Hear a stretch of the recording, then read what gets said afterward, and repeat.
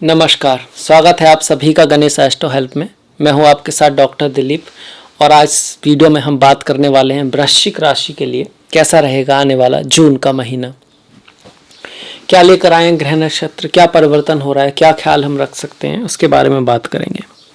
देखिए, अगर हम आपकी गोचर कुंडली पे नज़र डालते हैं तो लग्न में आपके केतु गोचर कर रहे हैं प्रथम भाव में वृश्चिक राशि में, द्वितीय भाव खाली है।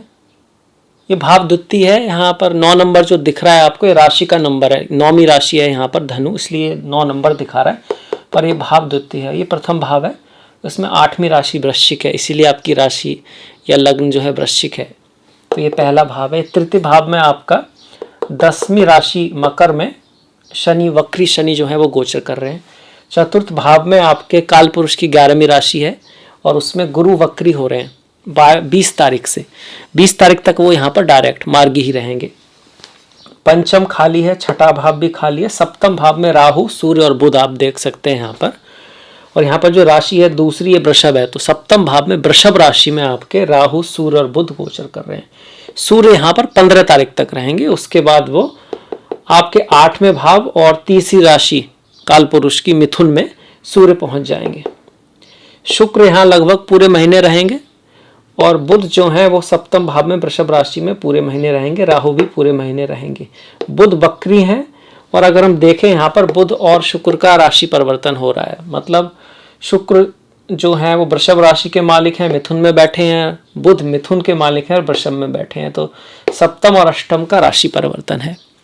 नवम भाव में मंगल बैठे हुए हैं, आपके लग्नेश हैं, क्योंकि आपकी राशि वृश्चिक है, उसके स्वामी मंगल है। मंगल वृश्चिक के साथ साथ मेष राशि, मतलब आपके छठे भाव के मालिक भी हैं।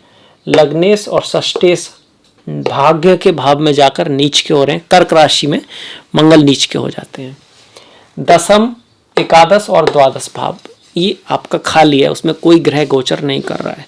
चंद्रमा तो खैर वो घूमते ही रहते हैं, वो काफ़ी तेजी से कर दें तो वो मुश्किल हो जाएगा उनके बारे में, पर ये जरूर है कि हाँ बाकी के जो ग्रह हैं वो इस तरह से हैं। अब इनके रिजल्ट की बात करें तो सबसे पहले तो ये गोचर का रिजल्ट है, आपकी कुंडली का नहीं है। आपका प्रारब्ध है तो कैसी आपकी दशा महादशा है वो उसका भी बहुत अंतर पड़ेगा।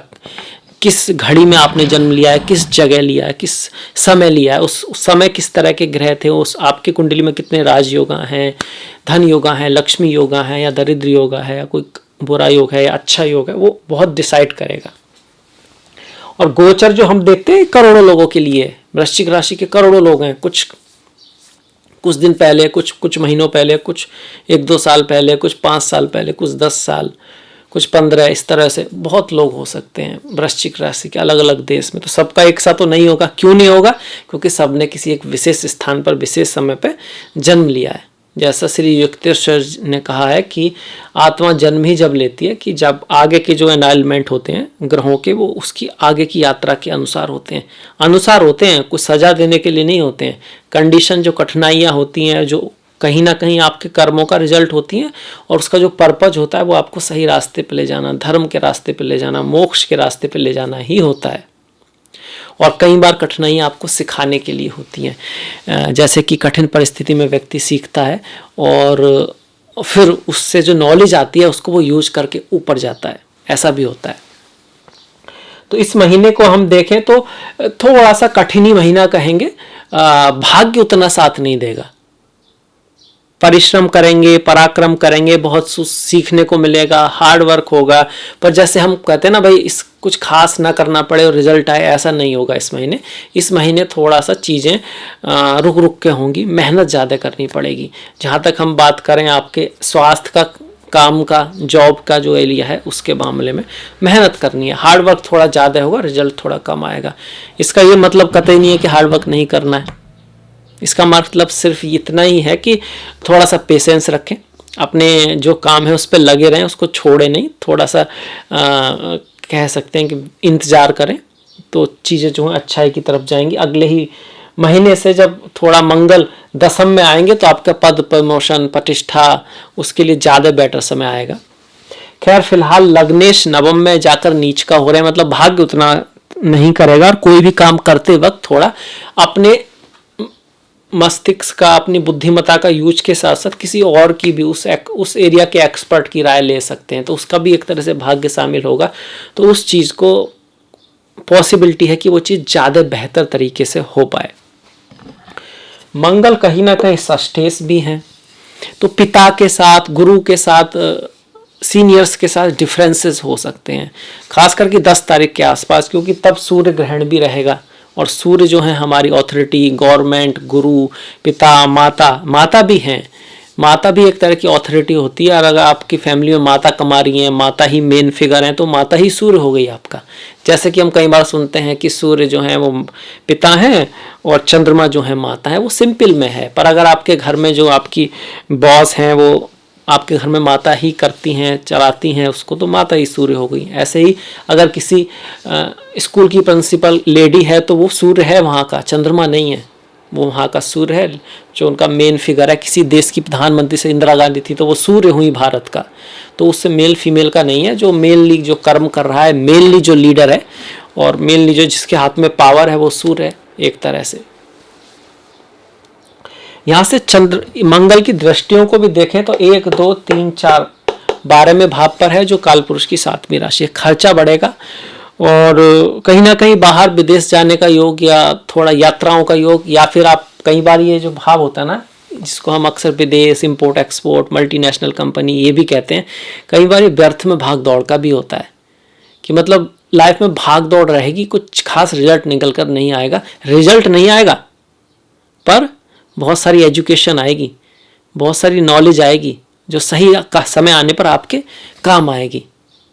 जब हम फेल भी होते हैं और रिजल्ट भी निकल कर नहीं आता, तब भी हम बहुत सारी चीज़ें सीखते हैं, और कई बार तो वो चीज़ें इतनी इंपॉर्टेंट होती हैं कि वो बाद में उन्हीं की वजह से हम सफल होते हैं।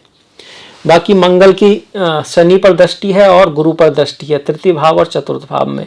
तो शनि पर जो दृष्टि मंगल की आ रही है, ये माता पिता के साथ साथ आपके छोटे भाई बहनों से, पड़ोसियों से भी मतभेद करा सकती है। मतभेद वाला महीना लग रहा है ऐसा, पर इसका मतलब नहीं कि हर व्यक्ति का मतभेद होने वाला है, ये भी मान लीजिए, क्योंकि हर व्यक्ति ने अलग समय पर जन्म लिया है, वो एक अलग आत्मा है, उसकी एक अलग संस्कार है, उसकी एक अलग जर्नी है।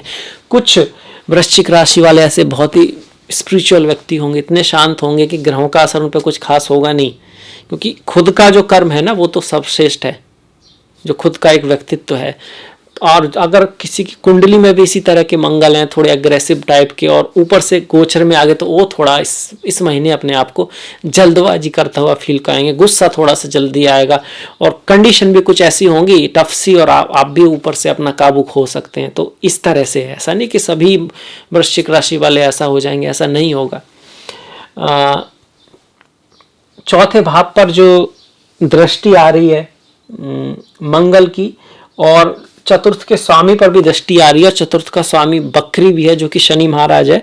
तो कहीं ना कहीं जमीन खरीदते वक्त ध्यान रखना है। योग तो बना है पर उसमें धोखा आदि हो सकता है, गलत जमीन आपके हिस्से आ सकती है, जमीन, फ्लैट, इस तरह की चीजें, क्योंकि मंगल कौन है? भूमि पुत्र हैं, भूमि पुत्र हैं। और मंगल का संबंध हनुमान जी से भी है, तो बजरंगबली की पूजा करते रहेंगे, उन पर अगर आप थोड़ा सा चमेली का तेल चढ़ाएंगे, सिंदूर चढ़ाएंगे, सुंदरकांड का पाठ करेंगे, इसके साथ साथ उनके गुणों को अपनाएंगे। भक्ति का मतलब ये नहीं होता कि हम उनकी पूजा कर रहे हैं और मांग रहे हैं कि ईश्वर हमें ये दो, आप बड़े महान हैं, ईश्वर हमें ये दो, ऐसा नहीं होता। भक्ति का मतलब होता है भक्ति उसकी करते हैं जिसके प्रति आपके मन में अटूट श्रद्धा है, जिसके गुणों को आपको ऐसा लगता है कि कितने महान है, कितने अच्छे हैं हनुमान जी, जिसके गुणों को आप एकदम सब ऊपर से नीचे तक जानते हैं, उसकी स्टोरी को, वो आपके आइडियल हैं। तो ऐसे में उनके गुणों का आपके अंदर आना जरूरी है। और हनुमान जी के जो गुण हैं, जो अपने प्रभु की पत्नी के सिर्फ पता लगाने के लिए 7 समुंदर पार चले गए, वो भी किसी बिना लालच, बिना किसी अपने प्रॉफिट के, सिर्फ प्रभु की सेवा के लिए। तो उनका जैसे गुण अगर आप में हो, तो आपका कोई एग्ज़ाम हो तो उसके लिए आप दिन रात एक कर दोगे। अगर आपका कोई बिजनेस हो तो उसके लिए आप, जैसे हनुमान, 7 समुंदर तो ना सही, पर आप आसपास जितनी भी उस काम के लिए स्किल है वो सब सीख लोगे और सही रास्ते से सफल होकर ही दिखाओगे। तो ये भी समझने वाली बात है कि आप जिस पराक्रमी महान हनुमान जी की पूजा कर रहे हैं, उनके कुछ गुण आपके अंदर आने चाहिए, वो रियल भक्ति हुई। गुरु की भी दृष्टि आ रही है आपके, यहाँ पर अगर गुरु की दृष्टि देखें तो देखिए 1 2 3 4 5 गुरु की दृष्टि आ रही है आपके अष्टम भाव पर, दसम भाव पर और 12वें भाव पर। तो 12वें भाव पर कई सारी दृष्टियां आ रही हैं एक तरह से। तो 12वें भाव पर कई सारी दृष्टियां आपको विदेश ले जा सकती है, अब्रॉड ले जा सकती है, पर कहीं ना कहीं ये भाव स्वास्थ्य का भी है, हॉस्पिटल का भी है। तो स्वास्थ्य का ख्याल रखें, लड़ाई झगड़े में न पड़ें, क्योंकि ये भाव जेल का भी होता है। कोई छोटी मोटी बात हो तो उसको ऐसे ही निपटा लें, उसको बढ़ाएं नहीं, कि कई बार बात का बतंगड़ बन जाता है ना, तो उसको ऐसे डिप्लोमेसी से, ज्ञान से संभालने की ज़रूरत है, संभालने की कोशिश करें। गुरु जो चतुर्थ भाव में है आपके, धन द्वितीय भाव के स्वामी है, पंचम के स्वामी है। वक्री तो 20 तारीख को होंगे, उससे पहले तो वक्री नहीं है। तो धन भाव के स्वामी का चतुर्थ में आना, पंचम के स्वामी का चतुर्थ में आना, एक तो संतान जो है वो कहीं यात्रा पे जा सकती है, परिवार वाणी से आपको कोई लाभ हो सकता है, घर गाड़ी भूमि वाहन खरीदने का योग है जिनकी गुरु की दशा महादशा है। पारिवारिक लाइफ के लिए भी 20 तारीख तक थोड़ा सा अच्छा समय है, खासकर अगर आपकी गुरु की दशा महादशा है तो। बाकी 20 के बाद और उससे पहले भी, क्योंकि शनि वक्री चल रहे हैं, जब ग्रह वक्री होते हैं तो पुरानी चीज़ें वापस आएंगी, पुराने रिश्ते, पुराना बिजनेस, पुराना कोई काम, पुराना कोई प्रोजेक्ट, पुरानी कोई जगह आप जा सकते हैं, पुराने दोस्तों से मुलाकात हो सकती है। ये अच्छा भी है। किसी का कोई रूठा हुआ भाई बहन, प्रेमी प्रेमिका, दोस्त वापस आ सकता है। मतलब किसी से कभी ऐसी बात हुई हो, आपको उम्मीद ना हो कि भाई उससे मुलाकात होगी ना होगी, तो किसी इस तरह के व्यक्ति का फ़ोन आ सकता है। आपके कोई पुराना दोस्त आपको फ़ोन कर सकता है और कोई खुशखबरी दे, इस बात का चांसेज है। पुराने लोगों की वजह से फ़ायदा हो सकता है। और कहीं ना कहीं ये समय भी ऐसा है कि ऐसे में अपना जो काम चल रहा है ना पहले से, अभी से ऑलरेडी, उसमें सुधार किया जाए, ना कि कोई नया कुछ बड़ा किया जाए। नए काम की जगह पुराने काम को ही थोड़ा सा एफर्ट किया जाए, उसको सही करने की कोशिश की जाए। और रीडू करने का समय है। रीडू मतलब कोई काम कर रहे थे, आपको लग रहा है कि अभी परफेक्ट तो नहीं हुआ है कुछ, तो उसको फिर से करने का, हो सके आपको फिर से कोई प्रोजेक्ट रिपीट करना पड़ जाए, इस तरह का भी समय है। इसके साथ साथ आप ध्यान रखें कि एकदम से कि बिजनेस को छोड़ के जॉब को छोड़ के बिजनेस को, इतना बड़ा काम नहीं करना चाहिए जब इतने सारे ग्रह वक्री हों। गुरु वक्री हैं, शनि वक्री हैं और बुध भी वक्री रहेंगे पूरे महीने लगभग। बुध वक्री हैं तो वाणी का थोड़ा ख्याल रखना है। जब बुध वक्री होते हैं कम्युनिकेशन की मिस्टेक्स होती हैं, जब आप टाइप करते हो, लिखते हो, बोलते हो, वहाँ कुछ गलती हो सकती है, तो चेक करें, डॉक्यूमेंट्स को परफेक्ट रखें।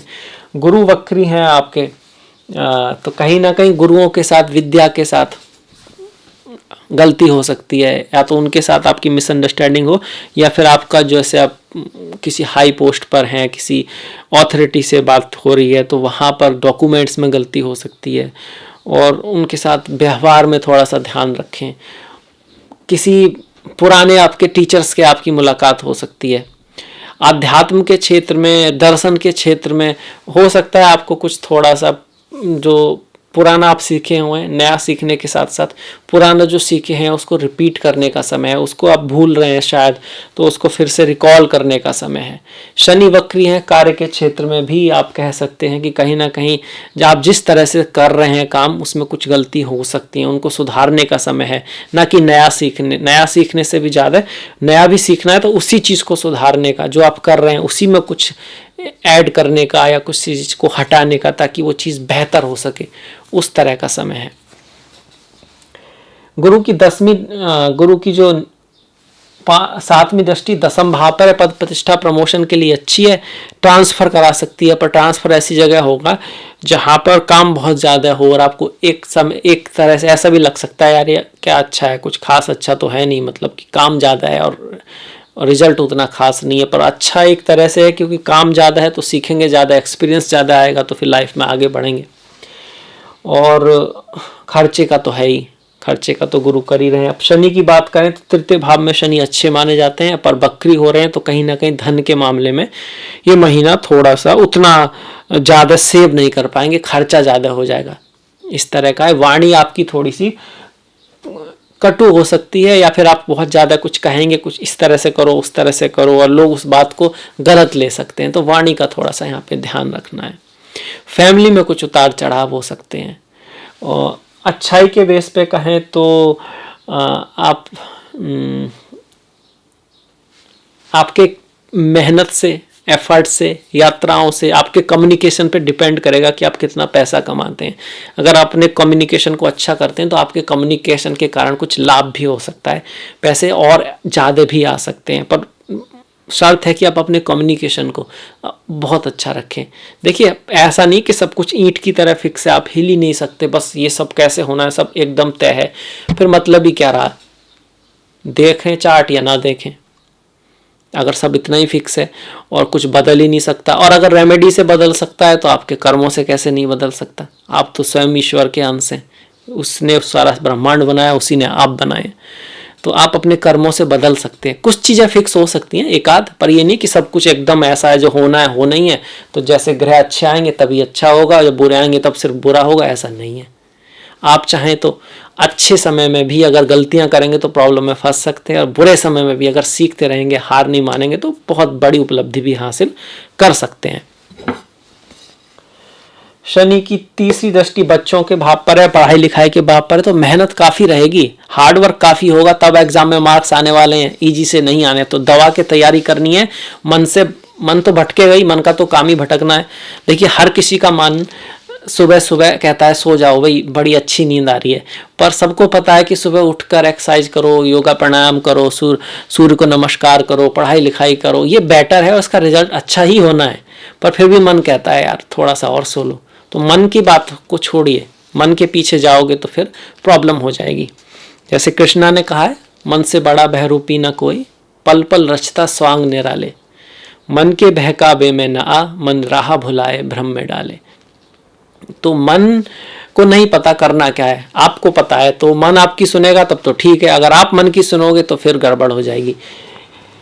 तो पढ़ाई लिखाई में ध्यान देना है, और प्रेम के मामले में भी यहाँ पर शनि महाराज थोड़ा सा ठंडापन ला सकते हैं। रेस्पॉन्सिबिलिटी आप फील करेंगे अपने प्रेमी प्रेमिका के प्रति, पर वो आकर्षण थोड़ा सा कम कर सकते हैं, तो उसको बना के रखें, बहुत ज़रूरी है, एक दूसरे की केयर रखें।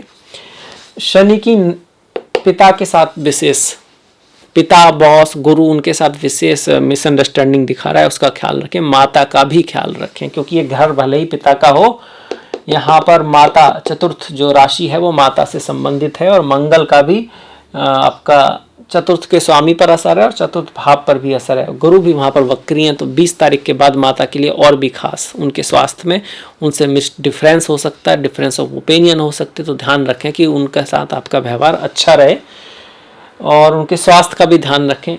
ये 7वीं दृष्टि हुई शनि की, 8वीं 9वीं 10वीं दृष्टि फिर से 12वें भाव पर है, तो विदेश यात्रा, एक्स्ट्रा खर्च, लड़ाई झगड़े वगैरह से बचकर रहना है। हाँ, समाधि, मेडिटेशन, योगा, रिसर्च, इन सब के लिए अच्छा समय है। इंपोर्ट एक्सपोर्ट इस तरह का अगर काम है आपका, तो उसमें कुछ सफलता आपको शनि महाराज दिला सकते हैं। शनि की बात की, गुरु की बात की हमने, राहु और सूर्य की बात कर लेते हैं। राहु सूर्य 10 तारीख के आसपास ग्रहण होगा। जब ग्रहण का समय होगा उसके 1-2 दिन पहले, 1-2 दिन बाद में अपने बॉस के साथ संबंधों में सुधार करने की कोशिश करें, मतलब कि कुछ भी कहें उस पर ज़्यादा ध्यान ना दें। और घर की बॉस मतलब कि आपकी पत्नी या प्रेमी का, या घर के बॉस आपके पति या प्रेमी, उनका सम्मान करें, उनसे कुछ उलझे ना बातों में, फालतू की बातों में।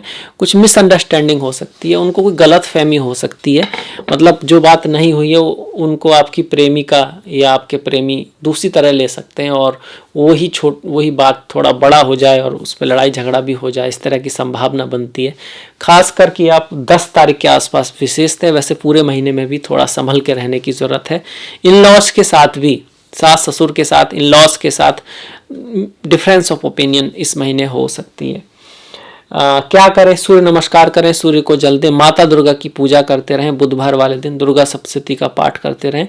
तो ये ज्योतिषी रेमेडी हुई। कर्म के लेवल पर सबके बारे में अच्छा सोचें, करें ही नहीं सोचें भी, मन कैसी एनर्जी हम दे रहे हैं, पॉजिटिव रहें और अपने लक्ष्य के प्रति ध्यान दें, फालतू की बातों को इग्नोर कर दें। गलतियां सबसे होती हैं, आपसे भी होती हैं, आपसे बगल वाले के भी होती हैं और सभी से होती हैं। तो छोटी मोटी गलतियों को माफ़ करना सीखें, जैसे आप अपनी कर लेते हैं इसी तरह से। और कोशिश करें हर चीज़ बैलेंस में हो, किसी भी चीज़ की अति ना हो। अति का भला ना बोलना, अति की भली ना चूप, अति का भला ना छाँव है, अति की भली ना धूप। तो कोई भी चीज़ अगर एक लिमिट से जाती है तो उसमें फिर प्रॉब्लम आती है। तो कार्य में अगर बहुत ज़्यादा डूबते हैं, ठीक है डूबिए, पर साथ में परिवार का भी ध्यान रखिए, परिवार का भी ध्यान रखिए और काम पे भी ध्यान दीजिए। बच्चों का भी थोड़ा बहुत टाइम दीजिए उनको। अगर आप खुद स्टूडेंट हैं तो पढ़ाई का ध्यान रखें, हेल्थ का भी ध्यान रखें। थोड़ा बहुत अगर चाहें तो कोई फेसबुक यूट्यूब देख सकते हैं, पर बैलेंस में होना चाहिए। पहले काम बाद में आराम, आराम पहले नहीं। और आराम भी काम के लिए करना है। कुछ लोग काम आराम के लिए करते हैं, पहले काम कर रहे हैं, मन आराम में, बाद में आराम करेंगे। काम कर लो, काम कर लो, बाद में आराम करेंगे। काम कर लो, काम कर लो। होना उल्टा चाहिए, आराम कर लो उसके बाद काम करना है। काम में इंटरेस्ट होना चाहिए। और या तो आप उसको पा लीजिए जिस चीज़ में इंटरेस्ट है, अगर नहीं है बाई चांस तो फिर इंटरेस्ट क्रिएट कीजिए, किया जा सकता है। क्योंकि लाइफ का मोस्ट ऑफ टाइम आपको काम में निकालना है, और काम ही अगर इंटरेस्टिंग नहीं हुआ तो फिर आराम कितना करेंगे। और पूरे दिन आराम करते रहेंगे तो फिर काम कब करेंगे। तो काम में इंटरेस्ट पैदा कीजिए। राहु और सूर्य की बात की हमने। सूर्य कहीं ना कहीं आपके पति पत्नी प्रेमी प्रेमिका को थोड़ा सा एग्रेसिव बना सकते हैं, आपको भी बना सकते हैं। तो ईगो बैटल्स हो सकता है कि कौन सही है, कौन ज़्यादा सही कह रहा है, ये नहीं कि क्या सही है, उस चीज़ का ध्यान रखें। राहु की सप्तम में भाव में जो है, मैरिज के लिए तो अच्छा है नहीं, पर सेकंड मैरिज के लिए अच्छा है। और किसी विदेशी से अगर संबंध है, किसी विदेशी से आपकी जानकारी है, दूसरी जात के लड़की लड़के से आपको प्रेम करते हैं, तो वहाँ राहु सपोर्ट कर सकते हैं। सास ससुर के साथ रिश्तों के लिए यहाँ राहु बढ़िया नहीं है। और यात्रा करते वक्त स्वास्थ्य का ध्यान रखना चाहिए, या फिर सामान का ध्यान रखना चाहिए राहु जब यहाँ पर हो। बुध की अगर हम बात करें, बुध आपकी कुंडली के अष्टमेश हैं और एकादश के स्वामी हैं, सप्तम में आ रहे हैं। और सप्तम का स्वामी अष्टम में जा रहा है, तो रिश्तों के लिए उतना अच्छा नहीं है। और मर्यादा का ध्यान रखें। कोई भी ऐसी बात होती है जो आपकी मर्यादा के खिलाफ हो सकती है, आपको डिसफेम दे सकती है, स्त्रियों का खासा सम्मान करें, क्योंकि शुक्र अष्टम में जा रहे हैं। हालांकि शुक्र अष्टम में जाकर कभी कभी अचानक धन लाभ करा सकते हैं। ऐसे घर में शादी विवाह करा सकते हैं जो जहाँ पर संपत्ति अच्छी हो, पैसा अच्छा हो और उससे आपको भी लाभ हो। सूर्य भी यही दिखाते हैं जब अष्टम में जाते हैं कि बड़े घर में शादी हो सकती है, बड़े घर के व्यक्ति से, चाहे वो आपका प्रेमी हो या प्रेमिका हो, आपका संबंध बन सकता है। पर वो ये बड़े घर तो जरूर दिखाता है, हाई पोजीशन तो जरूर दिखाता है, पर संबंधों में थोड़ा सा गर्म ग्रह है ना, कटुता दिखा सकता है। संबंधों में उतनी मिठास ना रहे। और अगर आपकी पहले शादी हो चुकी है तो अब शादी तो नहीं होगी, तो वो वाली चीज़ तो हट जाती है, पर संबंधों में मिठास में कमी आ सकती है। ठीक इसी तरह जो बच्चे हैं उनका तो ना संबंधों में ना उनके लिए मिठास में, उनके लिए क्या स्वास्थ्य का थोड़ा ध्यान रखना है। पिता के साथ थोड़ा सा, गुरुओं के साथ थोड़ी अनबन हो सकती है। तो देश काल पात्र उम्र के साथ साथ ग्रहों का अंतर हो जाता है। ऐसा नहीं है कि ऐसा है तो ऐसा ही होगा, जिससे कुछ लोग कहते हैं ऐसा बता दो, ऐसा तो आपकी जन्म कुंडली देखकर भी नहीं बता सकते। क्यों? क्योंकि जब आप पैदा हुए थे उस समय जो स्टार थे वो तो ठीक है, अब उससे आज तक 20 साल में आपने क्या किया, वो कर्म कहाँ जाएगा, कितना आपने बदला। अगर आपने कुछ बदला ही नहीं, बस जो आपका मन करा वही करते जा रहे हो, अपने कभी कुछ अच्छा बुरा सीख के उसको बदलने की कोशिश नहीं की, तब तो चीज़ें एकदम वैसी ही होंगी। नहीं तो आप उसको अच्छाई की तरफ मोड़ सकते हो, बहुत अच्छाई की तरफ भी मोड़ सकते हो। थोड़ा बहुत तो सब मोड़ते ही हैं, थोड़ा कुछ चीज़ों को अच्छाई की तरफ, कुछ चीज़ों को बुराई की तरफ, इसी तरह से चेंज चलता रहता है। और कुछ महान आत्मा एकदम मोड़ देती हैं अच्छाई की तरफ, मोक्ष की तरफ निकल जाती हैं, ऐसा भी होता है। अब मंगल की बात कर लेते हैं। नवम भाव में मंगल है, भाग्य कम साथ देगा, एफर्ट ज़्यादा होंगे, कोई बड़ी बात नहीं है। वो भाग्य जब साथ नहीं देता, वो बस आपकी तैयारी करा रहा होता है, मेहनत करेंगे, रिजल्ट उतना नहीं आएगा पिता गुरुओं के साथ। अब इसका उल्टा ले लो, कुछ करना हो तो क्या करें? पहली बात तो पिता का सम्मान करें, गुरुओं का सम्मान करें, माता का सम्मान करें। निर्णय लेने में थोड़ी देर लगाएं, मतलब कि थोड़ा सोच समझ के लें। देर का मतलब डिले करना नहीं है, सोच समझ के लेना है। और जब एक बार ले लें तो उसको फॉलो करें। मंगल क्या है? डिसिप्लिन भी है, अपने डिसिप्लिन को ना तोड़ें। तय कर लिया है सुबह उठ के 4 बजे एक्सरसाइज करनी है तो करनी है, तय कर लिया है सुबह उठकर 4 बजे रियाज करना है तो करना है। अगर तय कर लिया है सुबह उठकर 4 बजे आपको कुछ अपना करना है तो करना है, उसको तोड़ना नहीं है। मंगल सैनिक इच्छा शक्ति है, कुछ ही कितनी भी प्रॉब्लम आए रुकना नहीं है, हार नहीं माननी है, आगे बढ़ते रहना है। तो अच्छे मंगल के गुणों को करेंगे तो फिर मंगल नीच के होकर भी आपको लाभ देने लगेंगे। और अच्छे मंगल के गुण सीखने हैं तो किससे सीखें? बजरंगबली हनुमान जी से सीखे, तो उनकी पूजा करें, भक्ति करें, तो उनके गुण आपके अंदर आएंगे ही आएंगे। तो मंगल को भी देख लिया। मंगल की दृष्टियां हम पहले ले ही चुके थे। तो एक तरह से सारे घर देख लिए। अब केतु के रह गए, केतु लग्न में है, तो जो लोग स्पिरिचुअलिटी की राह पर हैं तो उनके लिए तो अच्छा है केतु।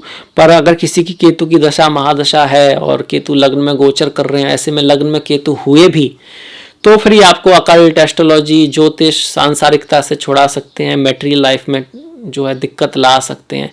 जरूरी भी नहीं है। मंगल कैसे है वो डिपेंड करेगा, क्योंकि यहाँ पर केतु मंगल की राशि में है। मंगल अगर अच्छे हुए तो यही केतु आपको बहुत ऊंचाइयां भी छिला सकते हैं। अचानक से आपको, आप कह सकते हैं, फर्श से अर्श पे बिठा सकते हैं। धार्मिक क्षेत्र हो, स्पिरिचुअलिटी का क्षेत्र हो, वहाँ पर बहुत अच्छा आपको तरक्की दिखा सकते हैं। लैंग्वेज हुआ, कंप्यूटर हुआ, आपका विदेश में अगर आप हैं और केतु अच्छे हैं तो बहुत अच्छा आपके लिए कर सकते हैं। तो डिपेंडिंग अपॉन जन्म कुंडली, वैसे तो अंतर उससे वो ज़्यादा रोल करेगा, पर हाँ केतु यहाँ पर अच्छी राशि में है। फिलहाल के महीने में अगर बात की जाए, अगर केतु की दशा है तो बहुत ज़्यादा बेस्ट नहीं कह सकते, क्योंकि मंगल नीच के चल रहे हैं इस महीने। क्या करें? गणेश जी की पूजा करें, गणेश जी की पूजा करें बुधवार की शाम को। और कुत्ते जो लोग होते हैं उनको खाना खिलाएं। कैसे कुत्ते को? काला सफ़ेद कुत्ता बोलते हैं, पर आप सभी कुत्तों को खिला सकते हैं। मछलियों को दाना डाल सकते हैं। संतों की सेवा करें। केतु संतों से जुड़े हुए हैं, महात्माओं से जुड़े हुए हैं, तो संतों की सेवा करें। बुधवार को वैसे तो हर दिन कर सकते हैं, संतों का आशीर्वाद आपके साथ रहेगा, गुरुओं का आशीर्वाद रहेगा, तो केतु आपको अच्छा रिजल्ट देते हैं। कुंडली में भी अगर केतु पे गुरु की दृष्टि है तो केतु शुभ हो जाते हैं। वही लाइफ में भी करना है, भले ही कुंडली में ना हो, पर अगर आपके ऊपर अपने गुरुओं का आशीर्वाद है, संतों का आशीर्वाद है, आप थोड़ा धार्मिक किताबें पढ़ते हैं, जैसे कि हम में से बहुत सौ ने ना तो गीता पढ़ी, न श्रीमद् भागवतम पढ़ा, न कठोर उपनिषद पढ़ा ही नहीं है, और उनके बारे में जो कथाएं सुन ली वो भी दूसरों से, और दूसरों ने भी कुछ बता दिया, आपके यहाँ तो ऐसा लिखा है, अपने यहाँ तो वो लिखा है, और अपने को पता ही नहीं है। तो इस कंडीशन में रहेंगे तो फिर ऑफ कोर्स हम अपने धर्म को जान ही नहीं पाएंगे, और जिस चीज़ को जाना ही नहीं है उसके बारे में हम क्या कह सकते हैं। तो योगा, प्राणायाम, उपनिषद, पतंजलि के योगा सूत्र पढ़िए, शिव सूत्र पढ़िए, अष्टावक्र गीता पढ़िए, गीता को पढ़िए, वशिष्ठ जो है उनकी जो रचनाएं हैं उनको पढ़िए, बहुत अद्भुत साहित्य है, तो उसको पढ़ेंगे तो केतु अच्छा रिजल्ट देते हैं। खैर, ये इस महीने का वृश्चिक के लिए ये हमारा राशिफल हुआ। मुझे आशा आपको पसंद आएगा। अब थोड़ा सा ना त्योहारों की बात कर लेते हैं जल्दी से। 10 तारीख का सूर्य ग्रहण है, उसी दिन जो है अमावस्या भी है, वो जिसके बारे में हम बात कर चुके हैं।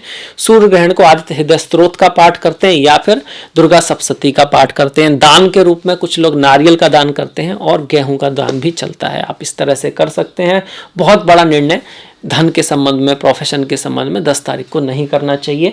24 तारीख की पूर्णिमा है, ज्येष्ठा पूर्णिमा है। 6 तारीख की अपरा एकादशी और 21 तारीख की निर्जला भीमसेनी एकादशी है। ओम नमो भगवते वासुदेवाय। जो भी भगवान श्री हरि विष्णु के भक्त हैं उनके लिए एकादशी का जो व्रत है वो बहुत महत्वपूर्ण है, और एकादशी के व्रत की महिमा का बहुत वर्णन है, और खास करके निर्जला एकादशी बहुत ही महत्वपूर्ण मानी गई है। अगर पूरी साल आप व्रत नहीं कर पाते हैं तो इस एक एकादशी को तो आपको रखना ही चाहिए, बहुत सारा पुण्य मिलता है अगर आप इसको भक्ति के वजह से, पुण्य की वजह से नहीं, भक्ति की वजह से, प्रभु से प्रेम की वजह से, ईश्वर को जानने के उद्देश्य से करते हैं तो बहुत ज़्यादा शुभ दिन है। 7 तारीख और 2 तारीख का प्रदोष व्रत है। 8 तारीख की शिवरात्रि है। सच्चिदानंद रूपा शिवोहम शिवोहम, आनंद स्वरूपा शिवोहम शिवोहम, ज्ञान स्वरूपा शिवोहम शिवोहम। जो ज्ञान रूपी शिव हैं, जो आनंद रूपी शिव हैं, जो हम भी हैं, मतलब उसी ईश्वर का अंश हमारे अंदर भी कहीं ना कहीं है। ऐसे परम शिव की, जो परम ईश्वर है, जो परम तत्व है, वो शिव ही है। तो जो भगवान भोलेनाथ के भक्त हैं उनके लिए ये दिन है, और उनके बारे में पढ़ें, उनके शिव सूत्र पढ़ें, उनकी भक्ति करें, उनके गुणों को जानें और फिर उनको अपने जीवन में अपनाएं। 27 तारीख की संकष्टी है और 15 तारीख की मिथुना संक्रांति है। संक्रांति बहुत इंपॉर्टेंट होता है, सूर्य का परिवर्तन होता है। सूर्य आत्मा है, आत्मा से परमात्मा, परमात्मा का जो रिश्ता है, जो नाता है परमात्मा से, जो रास्ता है वो अपने दिल से, मन से आत्मा की तरफ, और आत्मा से फिर प्रभु की तरफ जाता है। तो बहुत महत्वपूर्ण है। जप तप दान के लिए भी संक्रांति का विशेष महत्व है। जिनका जन्म संक्रांति को होता है उनको भी संक्रांति का व्रत अवश्य रखना चाहिए। जैसे किसी की कुंडली में कोई श्राप वगैरह है और उसके लिए आपको कोई मंत्र उच्चारण बताया गया है, तो उसकी शुरुआत अगर संक्रांति से करते हैं तो उसका एक विशेष महत्व कहा गया है। तो ये था मेरी तरफ से वृश्चिक के लिए। आने वाले माह का राशिफल अगर आपको पसंद आया है तो प्लीज़ लाइक कीजिएगा, शेयर कीजिएगा और घंटी वाला बटन दबाना मत भूलिएगा। आपका सहयोग बहुत महत्वपूर्ण है, इसी तरह से अपना सहयोग बना के रखिएगा। अगले वीडियो तक मैं आपसे विदा लूँगा। तब तक के लिए अपना ख्याल रखें, अपनों का ख्याल रखें, सभी का ख्याल रखें। नमस्कार।